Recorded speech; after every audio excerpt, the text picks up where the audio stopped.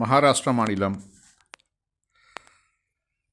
கல்யாண் தானே இங்கே உள்ள ஹாஜி மலாங் தர்காவில் நடைபெற்ற உருஸ் திருவிழாவையொற்றி இந்துத்துவ அமைப்பினர் ஜெய் ஸ்ரீராம் என்று கோஷமிட்டு வெகுஜன ஆரத்தியை செய்தனர். தர்காக்குள் காவி கொடிகளை ஏந்தியபடி ஒரு கூட்டம் ஆரத்தி செய்து ஏகி நாரா ஏகி நாம் ஜெய் ஸ்ரீராம் என முழக்கங்களை எழுப்பியது. இது வரைக்கும் தர்காவுக்கு வெளியில் நின்றுக்கிட்டு தான் கத்திக்கிட்டு இருந்தானுங்க. இப்போ தர்காவுக்கு உள்ளே வர ஆரம்பிச்சிட்டானுங்க. ஒரு வகையில் இன்னும் கொஞ்சம் நாளில் பாருங்களேன், தலையில் தொப்பியை போட்டுக்கிட்டு பைஜாமா உடுத்திக்கிட்டு அல்லாஹ் அக்பர்னு சொன்னாலும் சொல்கிறதுக்கு வாய்ப்பு நிறையா இருக்குது. ஏண்டா யாரெல்லாம் இஸ்லாத்தை வெகுவாக எதிர்த்தாங்களோ, எந்த இடத்துல இஸ்லாம் வெகுவாக எதிர்க்கப்படுதோ அந்த இடத்துல தான் இஸ்லாம் வேகமாக வளரும். அரபு நாடுகளில் அப்படி தான் நடந்துச்சு. முகமது நபியை கொல்வதற்கெல்லாம் ஆட்களை அனுப்புனாங்க. ஒட்டகத்தோடைய மலக்குடலை கொண்டு அவங்க தொழுகையில் இருக்கிறப்ப மேலே கொண்டு போய் வச்சாங்க. பற்கள் தாயிம் நகரத்தில் பற்கள்லாம் உடைக்கப்பட்டது. இப்படி என்னென்ன கொடுமைகள்லாம் பண்ண முடியுமோ விஷம் வச்சாங்க. உணவில் ஒரு யூத பெண் விஷம் வச்சிட்டா. இப்படி என்னென்ன தவறுகள் நடக்கணுமோ அத்தனையும் நடக்கும். ஆனால் இஸ்லாம் எந்த நேரமும் அழியாது. அது வளரக்கூடிய நல்லா பார்க்கணும்.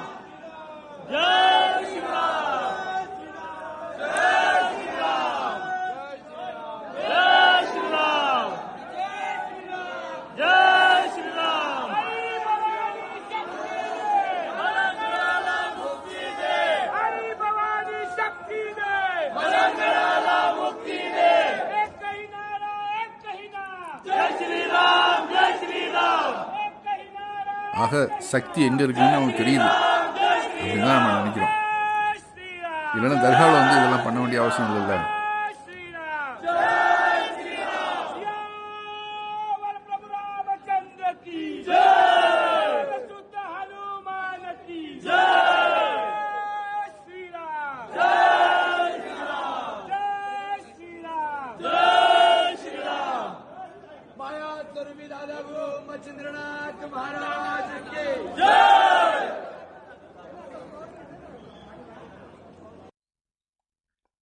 பார்த்தோமா?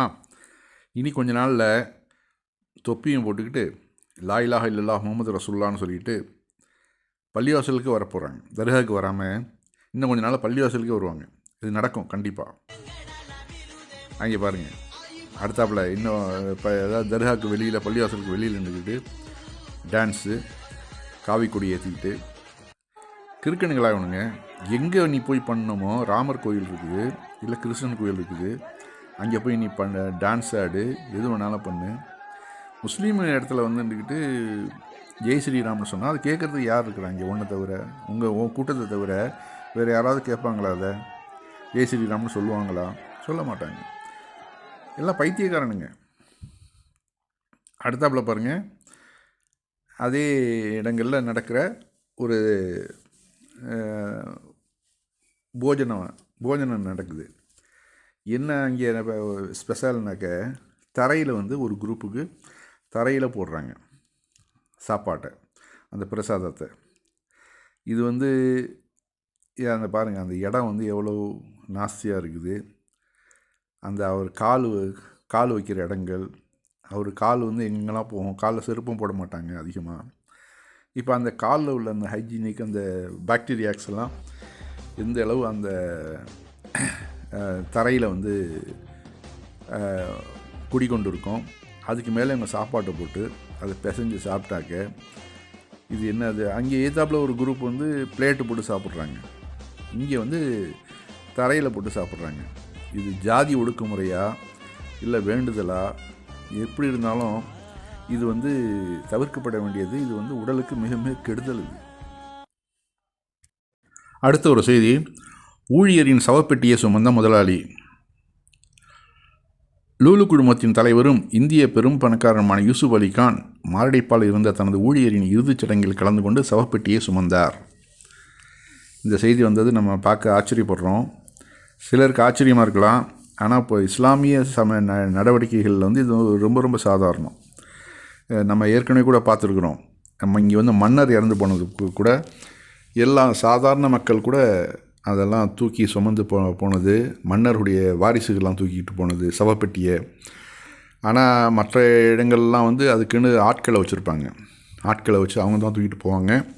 அதற்குன்னு ஒரு ஜாதியும் இருக்கும். அந்த ஜாதியும் தான் தூக்கிட்டு போவாங்க, கொண்டு போய் சுடுகாட்டில் போய் எரிப்பாங்க. ஆனால் இங்கே வந்து பல கோடிகளுக்கு சொந்தமான அந்த லூலா அதிபர் யூசுப் அலி தன்னுடைய ஊழியருடைய சவப்பெட்டியை சுமந்து கொண்டு போய் அடக்கம் பண்ணுறதை பார்த்து நம்ம ஆச்சரியப்படுறோம். இது வந்து இஸ்லாமியர்களுக்கு இது வந்து சர்வசாதாரணம். ஆனால் மற்றவர்களுக்கு இது ஒரு புதிராக இருந்திருக்குது, ஆச்சரியமாக இருந்திருக்குது. அதுதான் இது ஒரு செய்தியாக வருது. இஸ்லாமியர்களை பொறுத்தவரைக்கும் இது ஒரு செய்தியே கிடையாது, சர்வசாதாரணமான செய்தி தான் இது. ஓகேங்களா? இறந்த உடல் எந்த அளவு கண்ணியமாக கொண்டு போகப்படுதுங்கிறத நம்ம பார்த்தோம். அதுக்கு மாற்றமாக அயோத்தியுடைய ராமர் கோயிலின் தலைமை பூசாரியான ஆச்சாரியா சத்யேந்தர் இறந்து போயிடுறாரு. அவருடைய உத்தரப்பிரதேசம் அயோத்தி ராமர் கோவிலின் தலைமை பூசாரியான ஆச்சாரியா சத்யேந்திர தாஸ் 87 வயசு, பிப்ரவரி 12 அன்று உடல்நலக்குறைவால் காலமானார். இந்நிலையில் அவரது உடல் நேற்று சரையு நதியில் ஜலசமாதி என்ற பெயரில் ஆற்றில் வீசப்பட்டுள்ளது.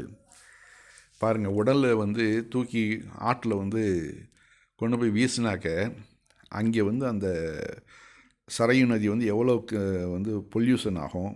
அது மக்கள் குடிக்கிற மக்களும் இருக்கிறாங்க, அதில் வந்து குளிக்கிற மக்களும் இருக்கிறாங்க. ரொம்ப பேர் சமையலுக்கு எடுக்கிறது எல்லாம் தண்ணி வந்து ஆற்று தண்ணி தான் எடுப்பாங்க. அப்போ வந்து இது மாதிரி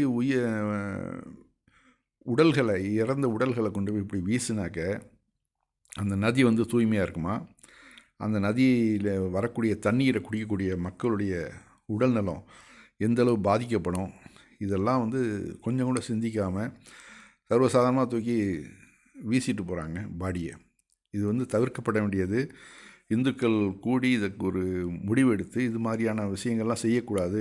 பாதிக்கப்படுறது நாங்கள் தான் பாதிக்கப்படுறோன்னு அவர்கள் வந்து போர்க்கொடியை தூக்கணும். ஒன்று அடக்கம் பண்ணுங்க, இல்லை எரிக்கணும். ரெண்டில் ஏதாவது ஒன்று செய்யுங்க. இப்படி பண்ணுறது மிக மிக கண்டிக்கத்தக்கது.